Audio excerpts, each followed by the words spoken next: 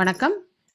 பூஜை அறையில் கண்ணாடி வைப்பதால் என்னென்ன நன்மைகள் ஏற்படும் அப்படின்னு இந்த வீடியோவில் பார்ப்போம்.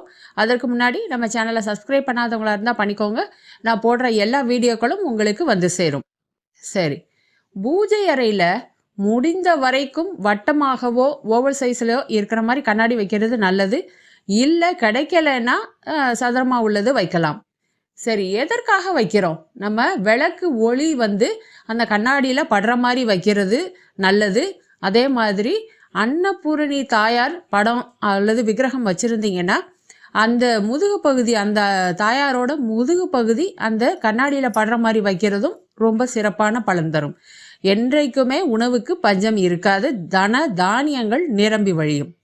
சரி, அந்த கண்ணாடியை வைக்கிறதுனால என்ன நன்மை ஏற்படும், எதனால வைக்கிறோம் அப்படின்னா, நீங்கள் சில கோயில்களில் பார்த்துருப்பீங்க, மூலவருக்கு ஆப்போசிட்டில் ஒரு பெரிய கண்ணாடி வச்சுருப்பாங்க. அந்த மூலவர் அந்த கண்ணாடியில் தெரிகிற மாதிரி.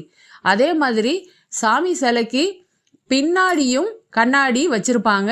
அந்த விளக்கு ஒளி பலவிதமாக அதில் தெரிகிற மாதிரி இருக்கும். சில கோயில்களில் பார்த்துருப்பீங்க. அந்த எதுக்காக அப்படி வைக்கிறாங்கன்னா, தெய்வீக ஆற்றலையும் தெய்வீக சக்தியையும் அது பிரதிபலிக்கக்கூடிய ஒரு பவர் முலாம் பூசப்பட்ட கண்ணாடிக்கு உண்டு. அப்போ அந்த விளக்கு ஒளியையும் தெய்வீக ஆற்றலையும் அது அப்படியே பிரதிபலிக்கிறதுனால தான் நம்ம சாமிக்கு முன்னாடி நின்று சாமி கும்பிட்டுட்டு வரும்போதே, கோயிலுக்கு போயிட்டு வரும்போதே ஒரு புத்துணர்ச்சியோட, ஒரு மன அழுத்தம்னா போன மாதிரி ஒரு உணர்வு நமக்கு வர்றது அதனால தான். ஏன்னா நேர்மறை ஆற்றல் கோயிலுக்கு போனதுக்கப்புறம் நமக்கு வந்துடும். இதே மாதிரி தான் நம்ம வீட்லேயும் பூஜை அறையில் விளக்கு ஒளி படுற மாதிரி கண்ணாடியை வச்சுட்டு, சின்னதாக இருந்தால் போதும், புது கண்ணாடியாக இருக்கணும், நம்ம பயன்படுத்தின கண்ணாடி இருக்கக்கூடாது, புது கண்ணாடியாக வாங்கி வச்சுட்டு நம்ம வழக்கம் போல் பூஜை செஞ்சோம்னா நம்மளுடைய தெய்வ ஆற்றல், நம்ம பூஜை அறையின் தெய்வ ஆற்றலை பல மடங்காக பிரதிபலிக்கக்கூடிய தன்மை அந்த கண்ணாடிக்கு உண்டு. அதனால தான் அப்படி வைக்க சொல்கிறாங்க. நம்மளுடைய குலதெய்வம் நம்ம அந்த கண்ணாடியில் தான் இருக்கும் அப்படின்னு சொல்கிறாங்க. அதனால் இனிமே ஒரு சின்ன கண்ணாடியை வாங்கி இது வரைக்கும் வைக்காதவங்க வைங்க.